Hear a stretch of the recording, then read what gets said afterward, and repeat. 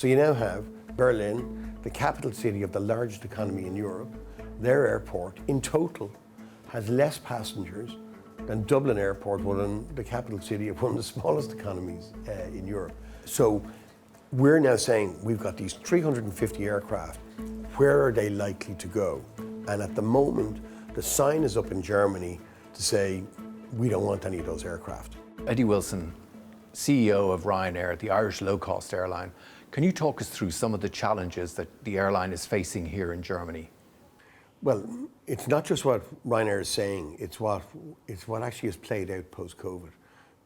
So the German market is the worst recovered aviation market in Europe. So it's only at 82% of where it was prior to COVID. So there's something wrong. And we've been pointing this out for some time, that it's the high taxes that are imposed on air passengers. But the difficulty about putting that on air passengers is that the air passengers may not be there if the airlines decide not to put aircraft in. And that's precisely what's happened today in Berlin. So this is sort of a microcosm of the decision-making of an airline that has an investment of about $3.1 billion in aircraft in Germany. And if the taxes in Germany are 2 or 3 times what they are elsewhere, well, then you're going to allocate those resources elsewhere. And the government have done nothing except to put additional taxes on to make German airports even more uncompetitive. And if you look at Berlin, EasyJet have more than halved their operation here. And you have now an airport that cost over 6 billion euros to build and is half empty. And the reason it's half empty is that it's uncompetitive. So that an airline has to recover those, has to pay over those taxes from the fares that it takes in. And that's been reflected in the numbers. So you now have Berlin, the capital city of the largest economy in Europe. Their airport, in total, has less passengers than Dublin Airport, the capital city of one of the smallest economies in Europe. And that's telling you something, that airlines are not putting capacity into Berlin and they're putting it in other airports throughout Europe. And you look at Sweden last week, in a similar situation to Germany, an unrecovered market, because their equivalent of Lufthansa, SAS, are no longer in government control, but have only recovered to 70%. Norwegian are not putting aircraft into Sweden because they were bailed out by the Norwegians, and now they're left with a gap. And what do? They're on the periphery of Europe. And they have responded by saying they're going to halve the tax. And the government were out the other day saying, no, they actually would want to eliminate it altogether so that they can attract some of this floating capacity that airlines like Ryanair can provide. And if you look at the scale of what we've got to provide, we have an order for 350 aircraft to be delivered between next summer and 2034. And we want to apportion some of that to Germany. We've given a proposal to government here last year to double the amount of aircraft. They just have to respond by lowering and then abolishing taxes, and we'll fill that gap. And I think other airlines would come as well. Environmental issues are often discussed in Germany as a reason why people shouldn't fly between cities. How much has the whole environmental issue been a factor in your discussion with, say, the German government? There's no other industry that where we're trying to reduce our carbon emissions. And the way to do that is, it's not to pay lip service to it and say, we're somehow or other, their strategy is to put taxes up, but that's just putting prices up, and it doesn't manage where that capacity goes for different cities or for different reasons.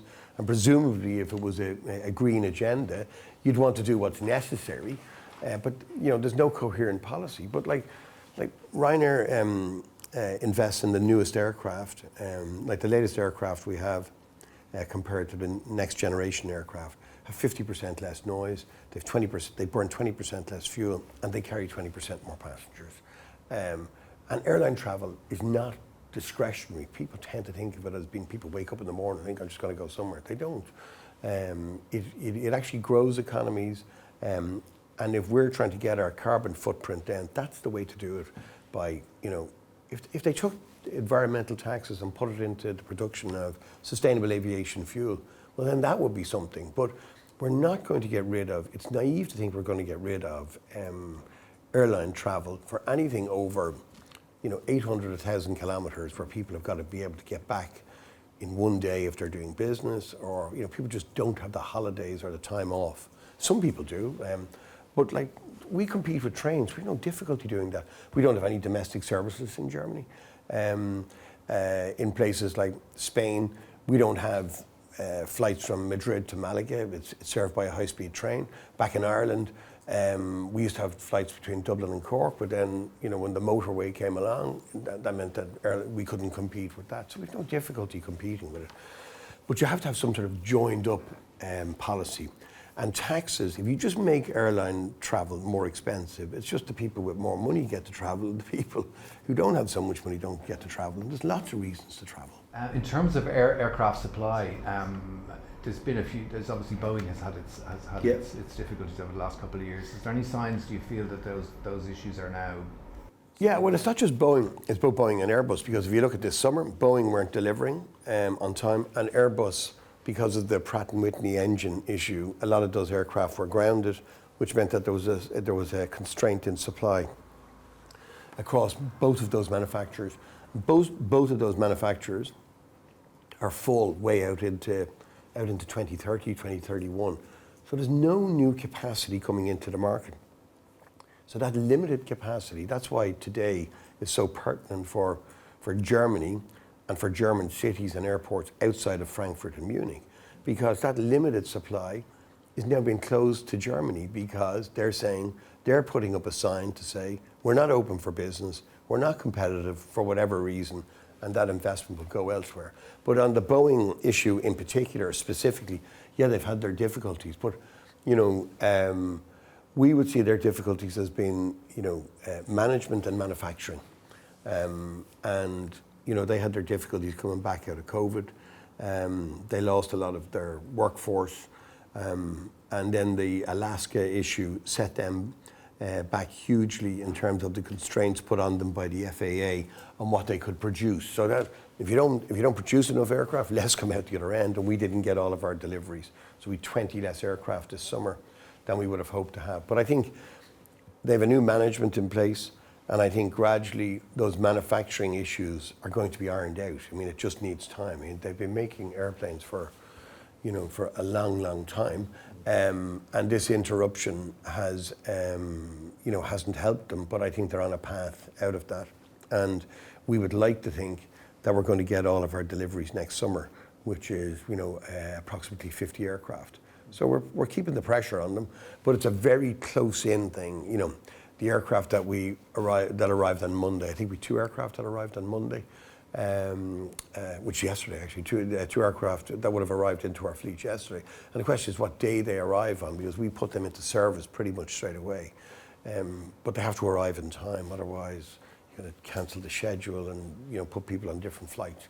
But now as we come into the winter, you always have less traffic anyway, so you have a better chance. That's when we used to always take our aircraft in the winter. But like the ones that arrived on Monday should have arrived, I don't know, a month or two ago. Yeah. So we think that over the winter period, that they'll be in a much better position to deliver for next year. And then we've got a gap of 18 months before the MAX 10 aircraft start to arrive. It's been a relatively soft summer, right? I mean, would you be optimistic going forward then that these planes will be able to have passengers? Oh, we'd always fill them. It's just a question of what people will pay us.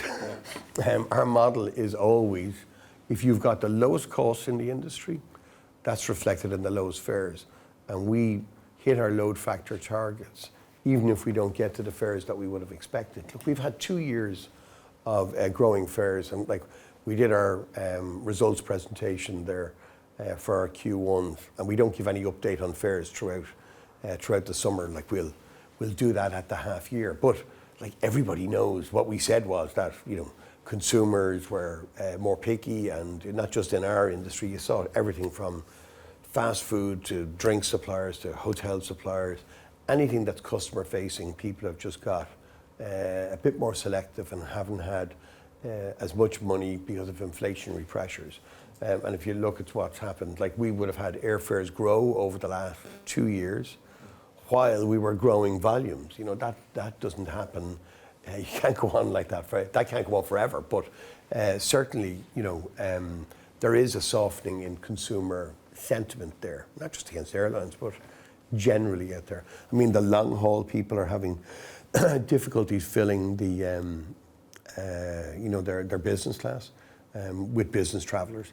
They were full last summer when a lot of people with pent up demand decided to go for the holiday of a lifetime and brought the whole family first class, but they're not doing that this year, you know.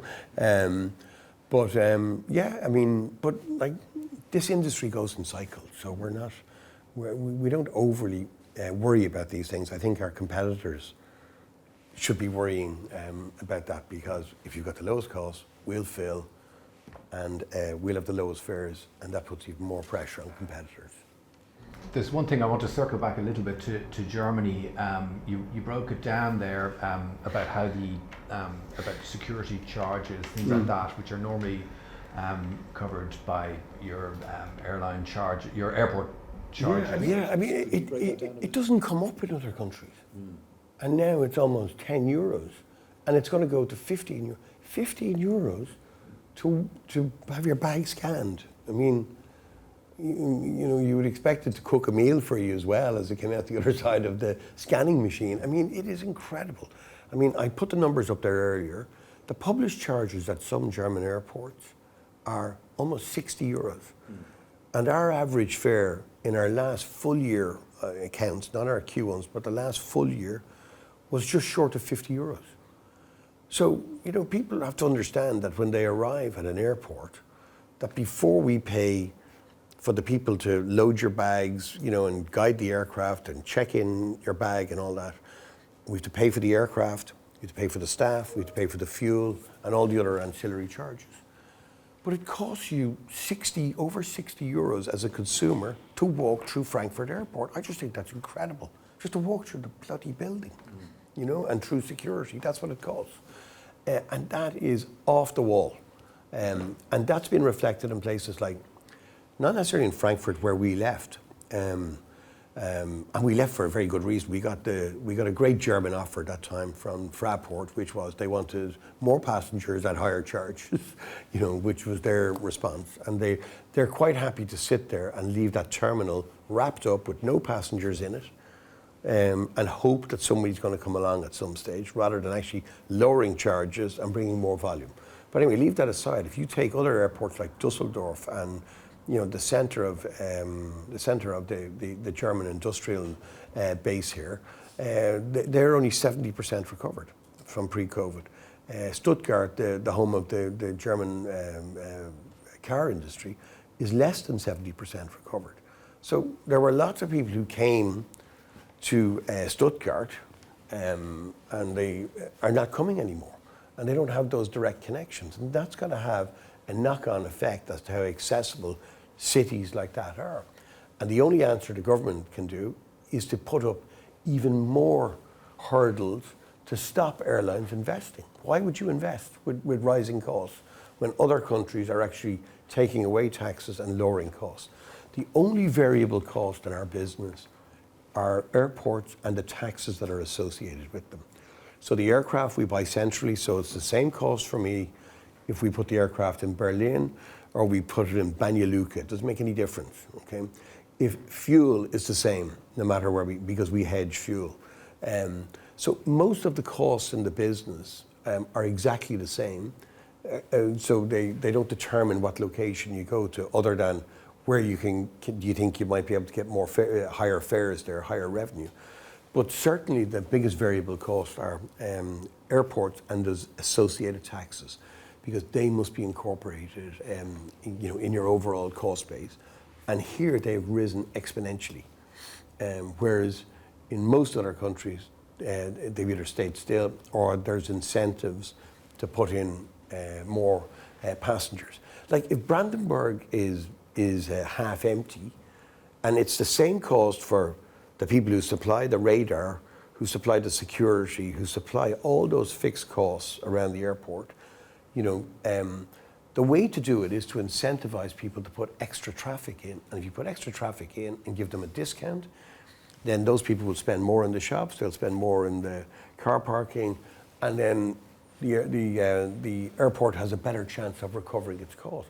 But you can't just sit there dumbly and expect people to show up because it's Berlin. Airlines have lots of choices. And unfortunately today, we're taking aircraft out of Berlin when we should be actually growing in Berlin. And can you foresee a situation where at one point you might have to start moving to Poland or to other areas such as Central Europe? Central Europe is expanding quite quickly, particularly in the aviation market. It's everywhere, because when you saw that map earlier, there are 96 places this morning where Ryanair aircraft are based right across Europe. As I said, to the south in Morocco, to the north in Sweden, to the east in Paphos, and in the west in the Canary Islands. So we cover, 96 different locations and almost 300 airports in total. And we have 350 aircraft to allocate over the next 5 to 7 years. And we've been putting forward, we want to know where we're going to put those aircraft. So we're not unreasonably talking here at a national level, because it's a national issue. It's about national aviation taxes, national security taxes. In some other places, you go directly to an airport and say, do you want to double your traffic? And it makes commercial sense for them to say, well, if Ryanair put in an extra 5 million passengers and they spend this amount of money, that makes commercial sense for us to recover our costs. So it's done at a different, it's done at an airport level, a region level, or at a national level. In Germany, it's at a national level because the barriers to investment are at a national level. And not just for Ryanair, but for all airlines. I mean, EasyJet are a fraction of what they were here at Berlin because they can make better returns elsewhere. So we're now saying we've got these 350 aircraft. Where are they likely to go? And at the moment, the sign is up in Germany to say, we don't want any of those aircraft. Now, they may not think they're saying that, but that's what they're saying.